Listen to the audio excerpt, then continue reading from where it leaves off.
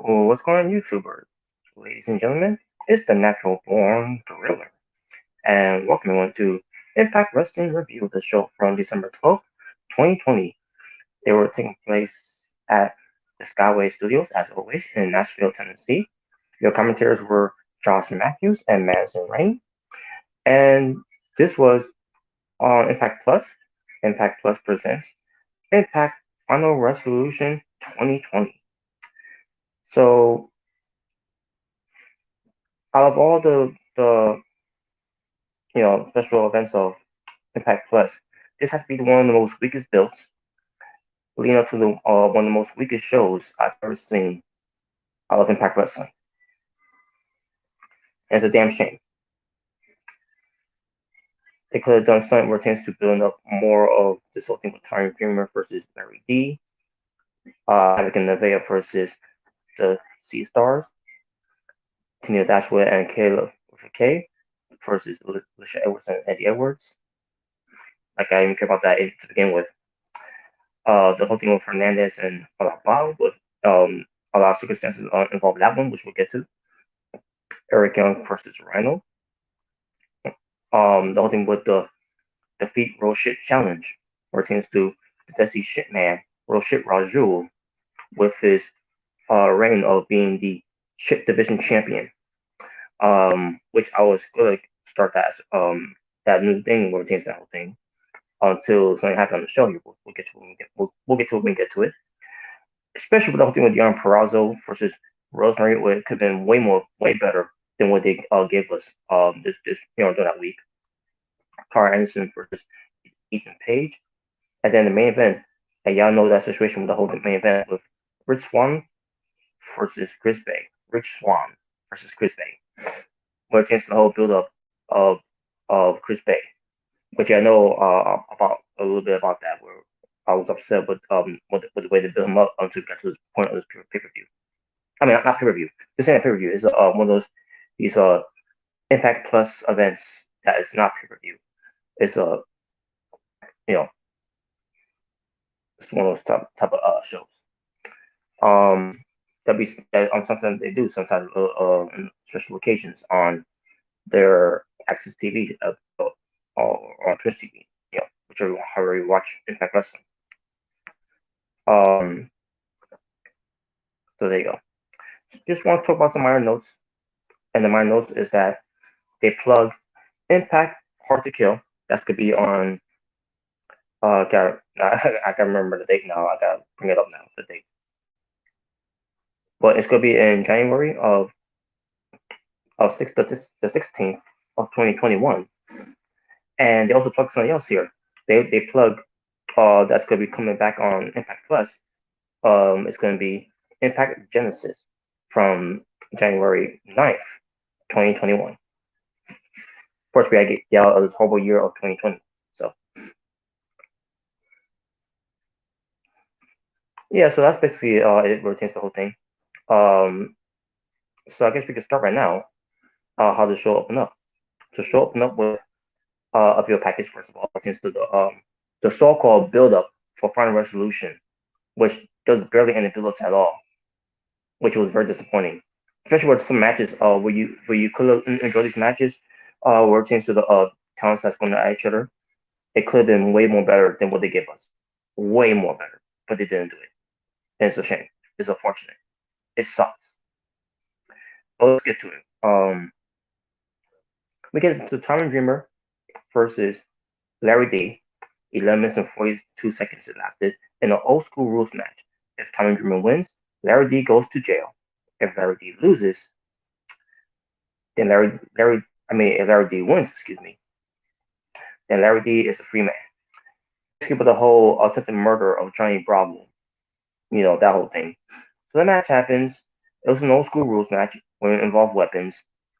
I wasn't feeling the match, especially we had outside interferences from AC Romero, and then you had Johnny Bravo coming out there too. And then at the end, Tommy Dreamer wins. And then Tommy Dreamer goes to arrest Larry D. AC Romero is selling it overly dramatic and all that. And I say to myself, this is stupid. So let me move on to what happened next. I got to talk about this show was like a regular Impact Wrestling show, except is the name value on the solution.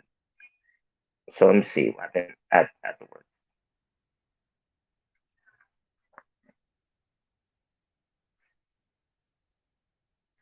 Um, Josh Matthews and Matt Serene talks about Kenny Omega and Don Callis. They were there. They were in the the the tour bus that they were in, and not much to say about that. And the story here is that family. It's gonna be a family invitational. Pertains to of seeing Kenny Omega and Don Callis, which we'll get to when we get to it. So, so that's right. There's a little cliffhanger of what's coming for later. Then we get to a tag team match, the only tag team match on the show here that involves the women, the knockouts, I should say. It involves Havoc and Nevaeh versus the Sea Stars, Ashley Fox and Delmi Exo. That's at 8 minutes and 16 seconds. Match itself, it was going on well as I thought it would. The problem is they didn't bother building this up either. This is came out of the blue. Somewhere during the week, after days after Impact Wrestling, where it came to that go home show edition, where they want you to tune into Impact Plus to watch this show, and they announced it like on Twitter, something like that. Maybe I don't know, but it was announced very late during the week, and this was not much of a build anyways. And based on how this match was going to be about, with having Nevaeh being in the tournament of the Knockout Tag Team tournament, obviously they were going to win, and they did. Now the way they won though, they did this tag team move, Havoc did like a reverse sit up power bomb to Delmi XO, and then you had Nevaeh going for like I think a color or something like that. But it was executed so badly, and that ended the match. A match that I thought it was decent from both showing of the teams, but with a bad finish. It was bad, and I can't believe they didn't even try to do a different finish after that. Because that was a terrible finish. It didn't look right. It didn't had that influence of the impact whatsoever, and it sucked. It really did suck, and it's unfortunate. But I knew coming into the match that Hackman was going to win because they need that momentum going up against Jordan Grace and Jazz, which is I'm assuming it's going to be the next round of the knockout tournament in the semifinals. This coming Tuesday. So yeah, there you go. The match was a disappointment because of the finish. So before we move on, let's see what else happened. Um, give me one moment.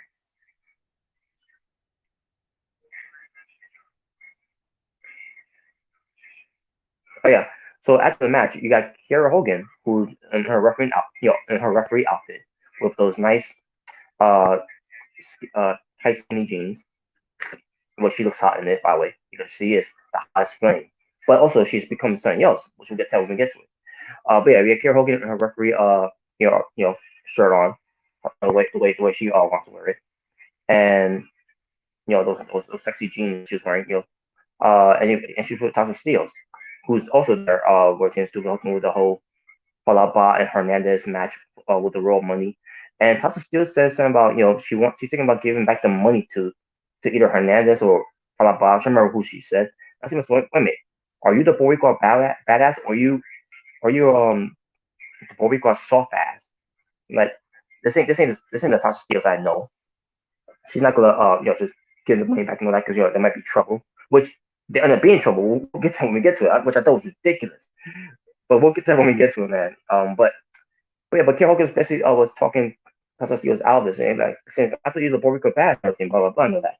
And then she came to her senses and all that, and like, yeah, there you go, that's more like it. So I think I was like, wait a minute. I also not just trying to have a change of heart.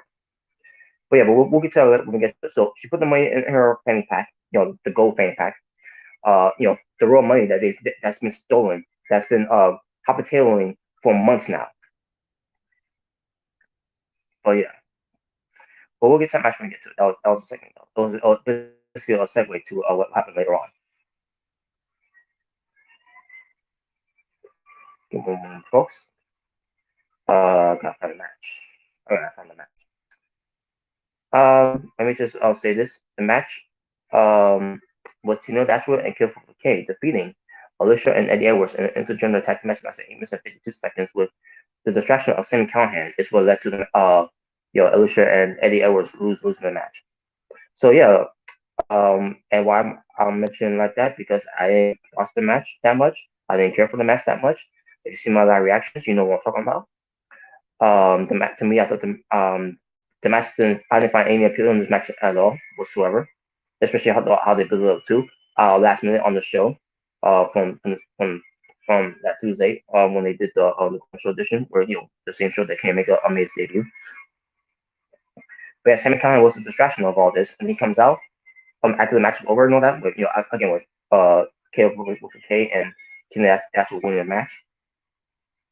Um, Also, Sammy Callahan gets a baseball bat and hits Eddie Edwards. Sammy Callahan with the baseball bat and slugs Eddie Edwards with the bat, and that seems so great. I love this. And then Sammy Callahan tried to go for the but first he went for the package power driver onto Eddie Edwards, and then he tried to go for one to Alicia Edwards, but then you get security, the official coming out to stop him, and that was it. So I think it's going to be building up to where eventually Sammy Callahan is going to power drive Alicia Edwards, something that Eric Young didn't get to do, and Sammy Callahan wants to do that. So that's basically what they're gonna build up to, where it's gonna lead to Hard to Kill. I'm assuming either Hard to Kill or Genesis, one of those two.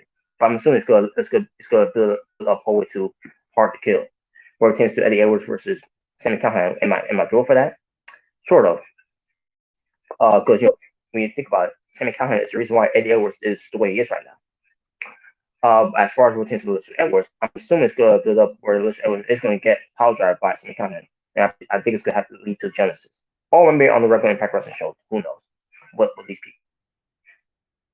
Also, let me go to backstage, or should I say the parking lot, because Tina Miller is knocking on the tour bus of Kenny Omega and Don Callis. Don Callis comes out, and she is asking if Kenny Omega's in the bus and all that, and Callis is like, yeah, he is. And basically, the whole thing about this one is that is a family invitation. Uh, that could could be entered into the tour bus with Kenny Omega and Don Callis, and we'll get to who is that family member when we get to it. It makes sense for those who should know what I'm talking about once we get to that. So when we get to that part, you know what I mean. I see that was a cliffhanger there. Then we get to the next match that I thought was an entertaining match and entertaining of what happened even when it was announced and what happened afterwards too. So this segment was my favorite segments on this segment was one of my favorite segments on the show, and that was Hernandez versus Falaba in a singles match, uh, where Kiera Hogan is the special guest referee, where she is the hottest ref. Period. The hottest flame was the hottest ref. Period.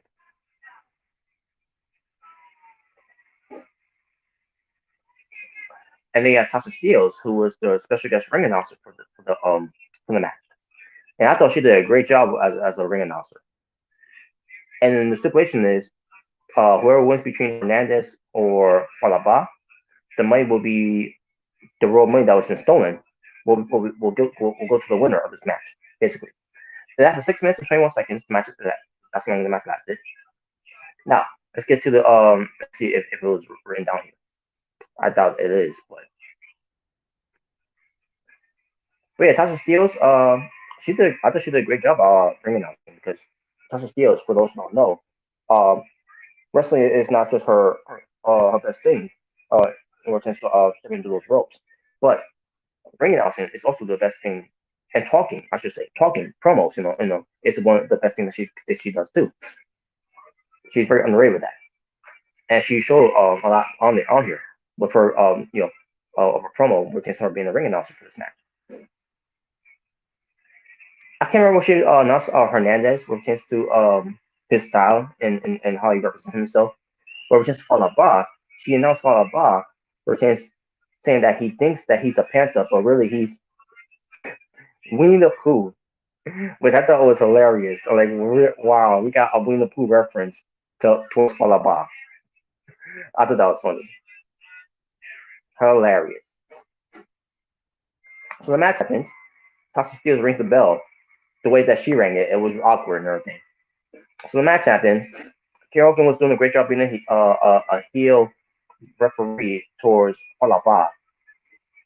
Uh, Basically, she was signed with Hernandez. But at the same time, she was also having issues with Hernandez along with Tasha Steelz as well. But yeah, but Kiera Hogan at one point was going for the count for Falaba. At one point, she went for a soul count at first, and then second attempt from later on during the time of the match. Falaba got the cover on Hernandez, and Kiera Hogan goes down and starts counting slow and twerking at the same time. And they're like, yeah, get it, get it, get it. That was the best count I've ever seen of the hottest ref, period, from Kiera Hogan. That's who Kiera Hogan is, the hottest ref, period. Which I believe was announced by Tasha Steelz, by the way. I think I thought it was announced before, but that's what it came from. But yeah, Bob I was upset and everything, and Kyoga and Tasha Steelz were going at Bob a little bit. Also Hernandez got the momentum and everything, and in the end it was Hernandez getting the win. Hogan basically screwed over Falaba. It was a screw job to Falaba. So Hernandez wins. So that means Hernandez gets the money, except for one thing. Tasha Steelz going for the money from her bank, except for one thing. There was no money in there. Now, we saw the money that she put in, the raw money that she put in her fan pack in the back. But what didn't show was that when she came out there, she never revealed the money that was in her fan pack. When she came out there, when she to do her job as a ring announcer. So it came to I think it came to this whole conclusion where they've had the money at their locker rooms, whatever, and that was basically it. With that whole thing, they they acting like the money in her fanny pack and all that. Kerrigan's in there, trying. And then all of a sudden Hernandez goes into his socks, pulls out razor blades, shaving razor blades. I'm like, what the hell? And then Kerrigan and Tasha Steelz starts running away. I mean, what? I mean, if I see someone like that, come at me, like that, like I will run away too. Like, what the hell? So basically, Hernandez is trying to cut them up. Like, what the hell is this? Oh my god! I don't know. It's good if it's going to carry on this coming Tuesday, but like, what the hell was this? Basically, we saw some little shit that was happening on the show here. Representing Hernandez, how he carried himself, and then Ricky Hogan and Tasha Steelz how they carried themselves. Wow. I thought it was entertaining though. I thought it was entertaining. But yeah, there you go. That was just it for that. Let me see something else happening before we move on.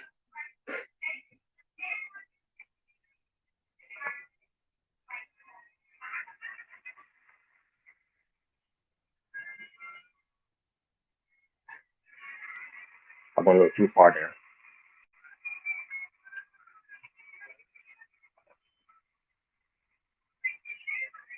All right, I think I found it. Okay.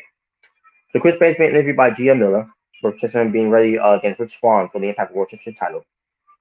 And there you go. He's talking about he's going to teach Rich Swann with the art of finesse. Art of finesse, which is his finishing move, which is basically the Oscar from Will Ospreay. But he calls it the art of finesse. And I like saying to myself, yeah, you're gonna lose. Then we get to this real package of Eric Young versus Rhino. Also into the whole real package of Joe Doring making his return to Impact Wrestling from Turning Point, which it led to this whole feud between Eric Young and Rhino, and it leads to this match. So we get Rhino versus Eric Young being okay by Joe Doring in that's 10 minutes and 36 seconds. Match itself, I thought it was decent. And then we get to the referee bump, and then Joe Doring gets try to get involved, but Rhino cuts him off. And then all of a sudden we get the Dina's coming out because Eric Young was getting the cheat with the hockey helmet that he's got. His own custom made hockey helmet that he's got. And Cody Deaner gets in there, and also Cousin Jake, the Deaners, takes the helmet away from Eric Young, and Cody Deaner stand there with his cousin, and I say so. Okay, something's gonna happen here. So Cody Deaner's like, I am not a nobody and everything, and all of a sudden he's his cousin, and then he leaves. And I'm like, so am I supposed to care about Cody Deaner now because he turned heel on his cousin? I'm sorry, I don't.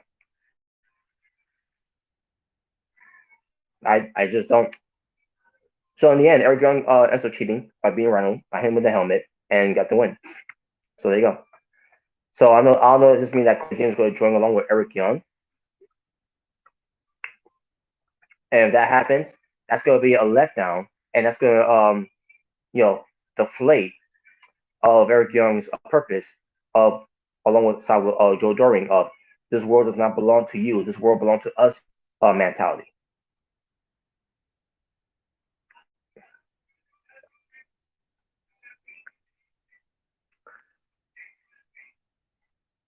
I don't care. I just don't care. I don't care about Cody Deaner, and it's not gonna make me care about cousin Jake now. We can get him sympathy because of his cousin turned on him. Just because Cody Deaner feels like he's being treated like he's a nobody, and he's not being treated like he should be a big star, and he's not being treated like he should be a big star and all that.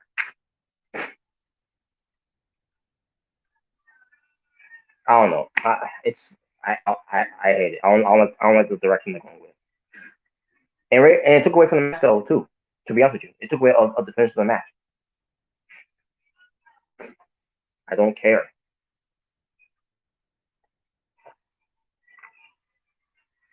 Let's see if anything else happens before we move on. And that way, there's no return of Pete, by the way. I thought it was going to return of Pete, but what we got instead, we got the nurse instead with a swerve heel turn that was not good. We go backstage and we see the machine gun Carl Anderson. He's going through the park. He's going through the exit door. Which there's a guy who's got a clipboard, which says if the whole thing of your name, if your name's not on the list, then you can't go through because it's family invitational only. And it's got the Moy who's there as well. Along, with this whole thing. So Carl Anderson comes by and he's like, I'm gonna, basically Scott Moore says that he's on the list. He can go. And there's a reason why Carl Anderson is on the list to go see Kenny Omega and Don Callis because Carl Anderson is the one who brought Kenny Omega into Bullet Club and New Japan Pro Wrestling, and they traveled together during those times. So they're considered family. They're like brothers. So that was the cliffhanger there. We're seeing Carl Anderson meeting up with Kenny Omega, which we'll get to that part when we get to it too.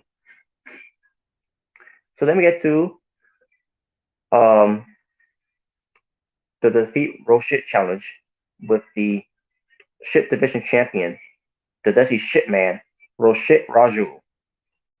Comes out and he's doing this whole who's going to accept the open challenge of the defeat Roshit challenge. And I'm thinking to myself, if it's not anyone from AEW, then I don't care. But we did get someone that I did care for. Is they finally pulled the trigger. It's the return of Manic. So Manic comes out, he blindsides Roshit Raju, and the match began. And the match was good, by the way. Manic is back. And I say to myself, okay, we know that's CJP because they didn't do a great job covering Manic because we could see the tattoos that's similar to TJP's tattoos, the hair, the body shape. So yes. By the way, he did a nice touch there with the face paint on the war paint I should say on his mouth. Because Manic's got the mouth open for him. So I thought that was a nice touch there. It reminds me of Pentagon Junior, Penta El Zero Miedo. It also reminds me of El Desperado from New Japan Pro Wrestling. And I'm pretty sure I can't remember all of them, but a lot of wrestlers with mask. They also do some face paint too, or chance to cover their mouth and everything, which it's a nice touch though.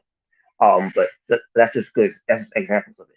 And with Manic, it was a very good example of routine still comparing it to Junior and the El Desperado. Um, but there was no denying that was TJP. And you know what they're gonna do this coming Tuesday. What they're gonna do with this one. And but yeah, let me get to the match though. The match was Manic versus Rohit Raju for the Exhibition Championship. That's 11 minutes and 21 seconds. It was a good match. It was a good match. A back and forth action. But this match was all Manic because of how good he can be. With Manic, TJP, you know how good he is. In the end, it was Manic getting the win on Rohit Raju. So yes, the the X division is no longer the sixth division, which that was gonna be a running theme by the way, folks. After this whole thing, because I never went with the whole shit division championship when Moshe Raju became the champion. Um, I mean, when he became the champion, it was nice, but how they did it, later on, building it up, booking him and all that is ends up being the shits. But the main thing here is Manic is the new exhibition champion. And they're gonna play on the road here. Rohit Raju, he was screwed over. There's a conspiracy against him. That was TJP. We know that's TJP because the rule is TJP cannot get a shot of the exhibition title as long as Rohit Raju is still the champion. Clearly, we know that TJP is Manic behind the mask, and the tattoos was a big reveal of it too. So they got a lot to explain with this one. So yeah, there you go, folks. That was it.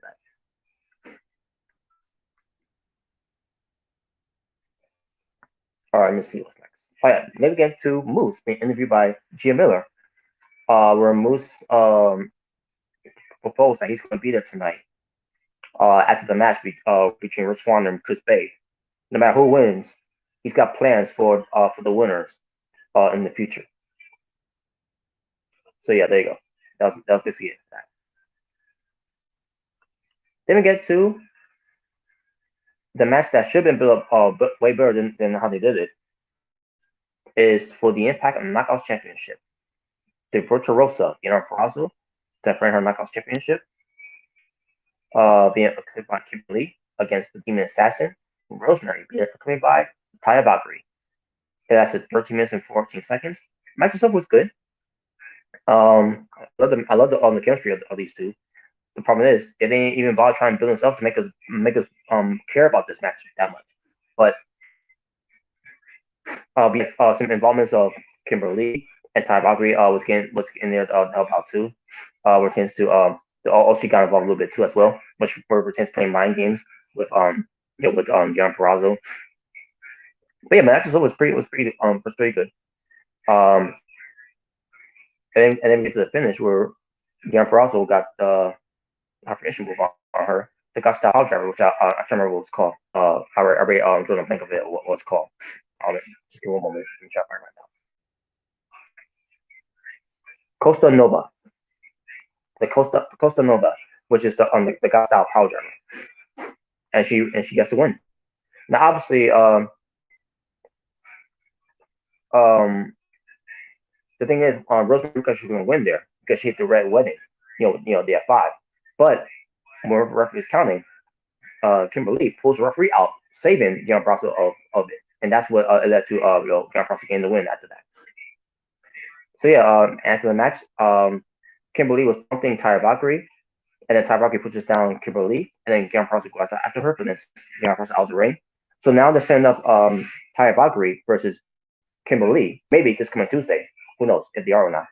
And then eventually, Tyra Valkyrie is going to be the one next in line for an opportunity for knockout title against Diana Peraza, which that should be a match that should be built up too, and it's something to look forward to. Because let's face it, they're not training Rosemary like they should be training her. They're not training her like she means something. I don't know. I don't understand why. I don't get why, but I guess it is what it is, right? and it's very disappointing. Before we get to the next match, which is the co-main event, and you and I think forgot about this match too, because this build up sucks. By the way, this whole build up upon resolution sucks. And there's no and there was, I wasn't feeling the show either, folks. This show was not I was not feeling it at all. We'll find out a little bit more about that too. After I give my overall show rating as well. But we get to the tour bus, and there was Carl Anderson, who's one half, by the way, of the Impact World Tag Team Champions, and they got the AEW World Champion Kenny Omega with the AEW World Belt there. Don Callis was there, and they all talking about the days of New Japan Wrestling, the glory days, and all that.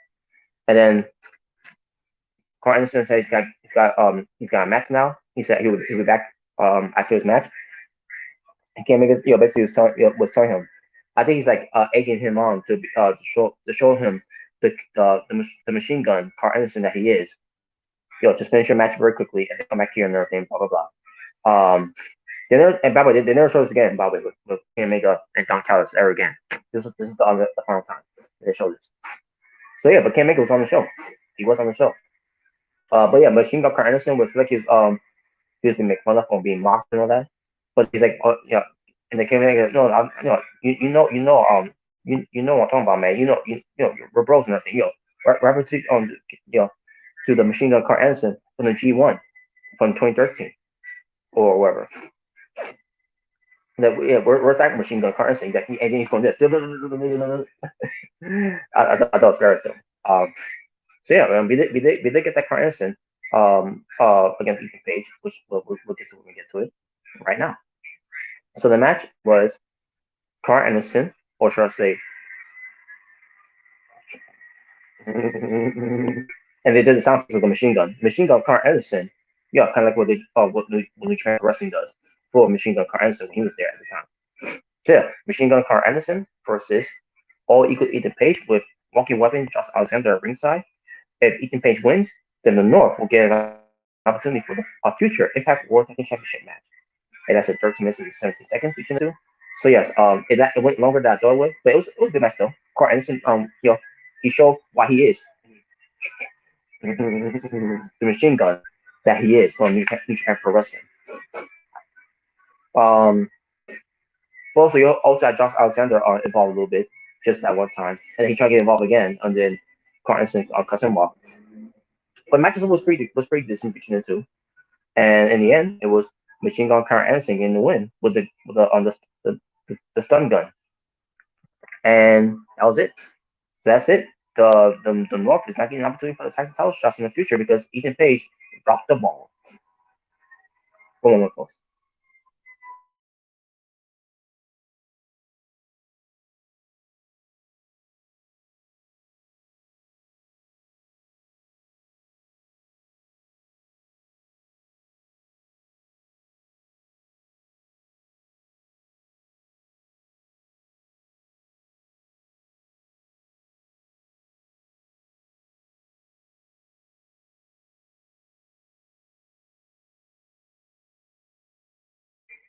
Going back, folks. My apologies. I'll just rest my back a little bit. All right, so after the match, Josh Alexander looks upset. He looks pissed. I thought he was going to turn on Ethan Page, beat him up, beat the shit out of him for losing because that was it. That they're not gonna shot the tag titles. And instead of beating him up, he decides to just walk away. He leaves Ethan Page high and dry. Ethan Page, he looks dejected. He's like doing this. Like he's talking to the ring announcer, to the referee, whatever. But he's in the ring. He's looking around. He's I got this under control and everything. And like Sam said, he's losing his mind. He's lost it.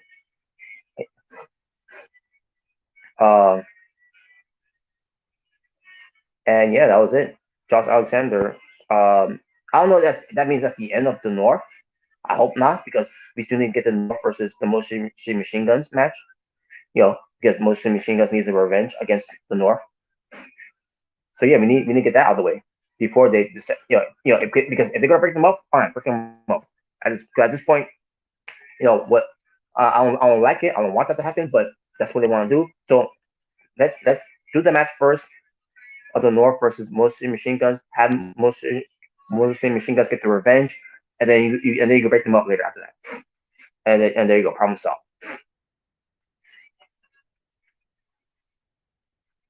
All right, before we get to the main event, I gotta see if anything else happened.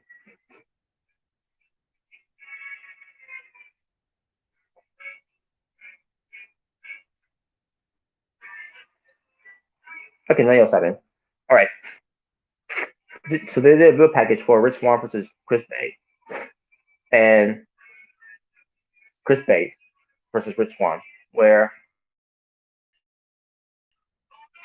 if Chris Bay is just during the time when he's on the match with Chris Bay versus Willie Mack, and Moose was part of this bill package where Chris Bay, if you beat Rich Swann's best friend Willie Mack, you could be next in line to be number one contender for the Impact World Championship title against Rich Swann. And remember how on that night when Chris Bay versus Willie Mack happened, Willie Mack beat Chris Bay, and for a reason, Chris Bay still ends up being number one contender against Rich Swann, leading up to a final resolution.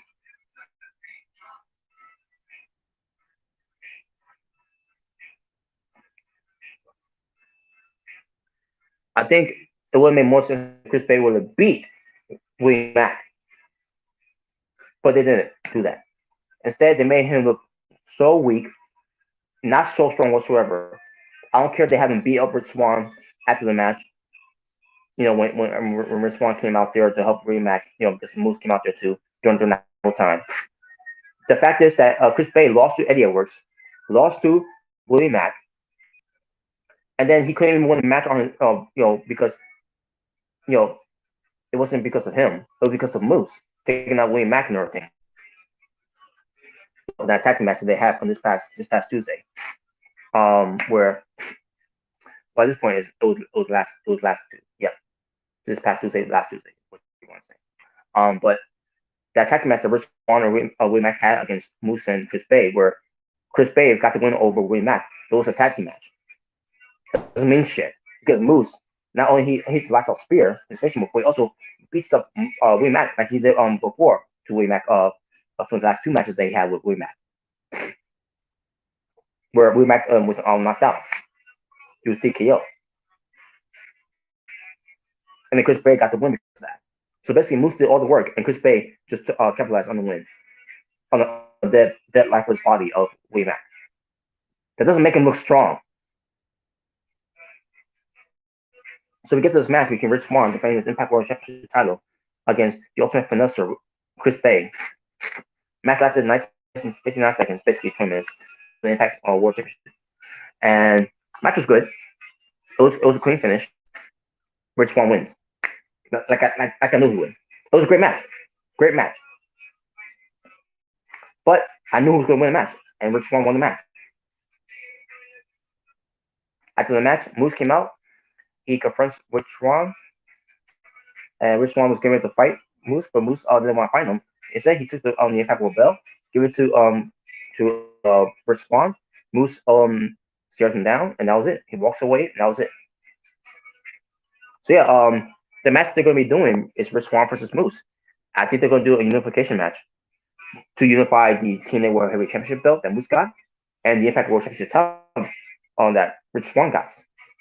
And they're going to merge both of them. Maybe it's going to be the return. Maybe it's going to be the whole return that Impact Wrestling is going to have that identity back to be back as TNA Wrestling once again.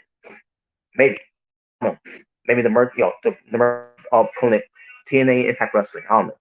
I don't know what they're planning on doing. We'll be able to wait and see how they do it out. So, if this could lead to the return of the name of TNA Wrestling, to the initials of TNA, Tone Stop, if it's going to lead to the name of Tone Stop Action with the initials of TNA, if that's what it's going to lead to, I'm all for it.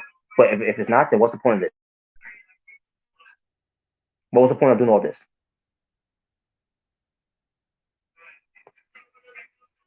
I don't know. All right, that was it, folks. That was it for the show.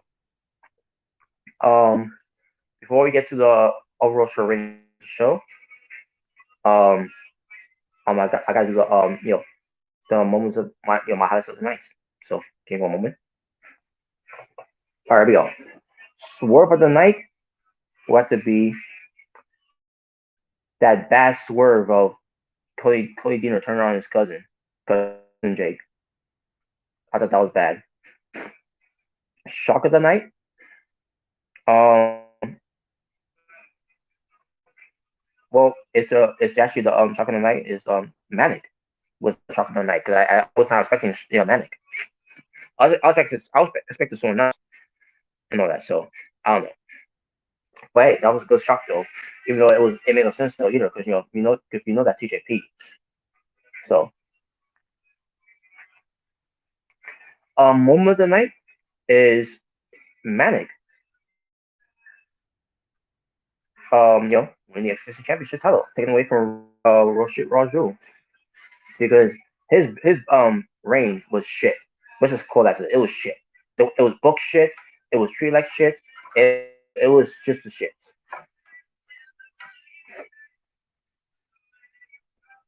Promo of the night. Let's see who could be promo of the night here.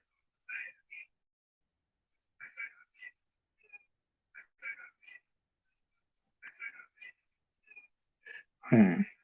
I guess I'll go with Moose. Yeah, I'll go with Moose. Via promo of the night. I gotta go with Eric Young versus Rhino. That was a good via promo.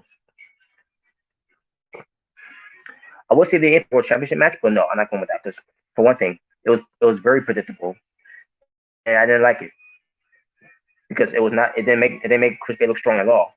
Like I said for 4 weeks now. Entrance of the night, excuse me.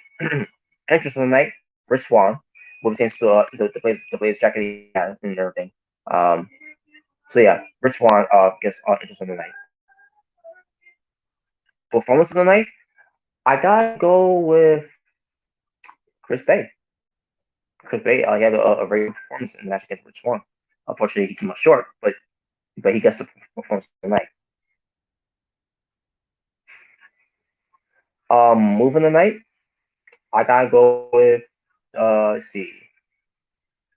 Let's see what move on the night should that go to?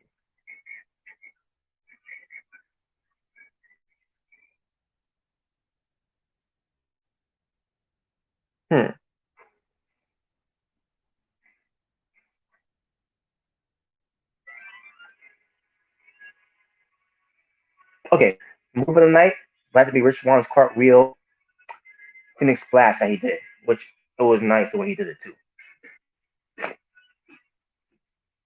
So I'm gonna go with that as move of the night. Finisher of the night, um, the Costa of Nova by Dion Ferrazzo. Okay, Brewer match of the night, I gotta go. Um, hmm, what could be Brewer match of the night?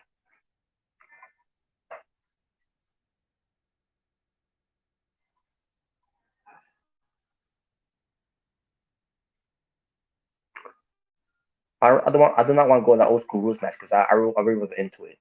I can't put it as a good way or a bad way. Because I wasn't really feeling that match.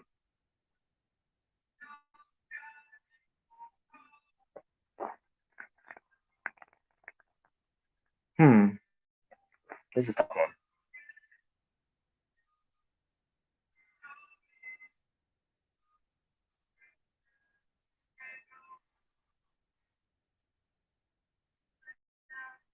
I'll go with Eric Young for Soprano. That'll be Brewer match of the night. So there you go. But it's a good way. But with a little bad thing with the whole Chloe Diener thing, which was stupid. Show steal of the night. I'm gonna go with Chris Bay versus Chris Swan, the Impact World Championship title match. I thought that was a very good match.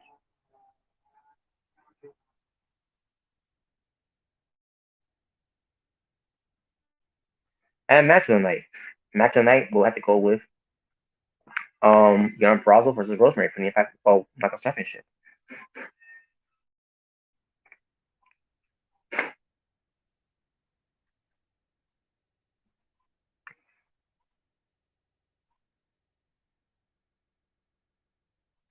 And there you go. So my overall trend for the show for Impact Wrestling was Impact Plus presenting Impact Farm Resolution 2020. I'm gonna go with a 4 out of 10, folks. 4 out of 10 show. Wasn't feeling the show. The show was lackluster. The show was not enthusiasm at all. Yeah, you had some good. You had some a few good to decent matches. Some matches were not good at all. Some matches I didn't pay attention to at all. And the commentary for Josh Matthews didn't help at all. And on top of that, with Mercy Rain, also now she's a face. I mean, it's been noticeable that she's been a face on commentary for weeks now. But this didn't help at all either. Josh Matthews, for that one night that he was actually sounding good because of Kenny Omega. Well, Kenny Omega was on the show here too, even though he wasn't. It was not advertised about him at all. It was not about him at all. But night for night for this show, Josh Matthews could, again with the whole thing of Kenny Omega showing up on Impact Wrestling, Josh Matthews was sounding good and everything. Like like I never saw him before since his days in WWE. Like why can't he do this more often? And this is one of the times he could have done it more often, and he didn't. And for a reason, he sounded like he always do before, and that's him sucking because he sucks. He sucks out the energy and the excitement out of this whole show. His commentary is just bland. It's back to being what it is. It's bland. It's not exciting. He doesn't have any enthusiasm whatsoever. No passion in there again, like always. There you go, folks. That's it. I'm done. I'm done now. I'm wrap up from here. So thank you for watching. If this is the first time you're searching yours, Natural Born Thriller, right here on YouTube, please do so right now. If you're new to the channel, hit that subscribe button and hit that notification bell for future contents coming up on YouTube, especially with my favorite and everyone's favorites that I always do here called Taking Out the Trash. Just saying. If you enjoy this review, make sure you hit the like button. If you enjoy this, hit the dislike button. Either way, thank you for spending your time by joining along with me with yours truly, Natural Born Thriller, as I try to give you the absolute best content that I can give you, and hopefully, you'll get on that too. But other than that, you all stay well, stay safe, take care of yourself that's going in the world. Wear your mask, love one another, God bless one another, live in peace and harmony for us all. I am out here, talk now for It's Natural Born Thriller, saying peace on the streets.